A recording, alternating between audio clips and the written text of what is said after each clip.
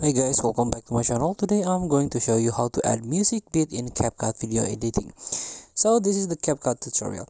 A so if you want to add some beat in your background music in Capcut, it's very easy to do. Just open one of your project here. You can add the audio. You can take it from the Capcut library. Here, sound. You can choose the sound. It's up to you. And try to use the free one, for example, here.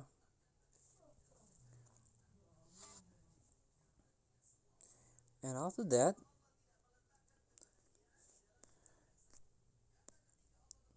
you can use the a bit here. So you can tap on your video and try to add beat here, this one, beat. So you can add beat manually,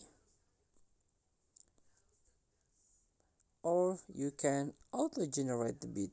Beat will be auto generated from sound. For easier editing, sound will be processed in accordance with our privacy and policy. You can add beats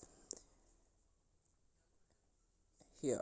So please feel to try. Thank you for watching. Don't forget to comment, like, and subscribe. Also click the button below. See you in the next video.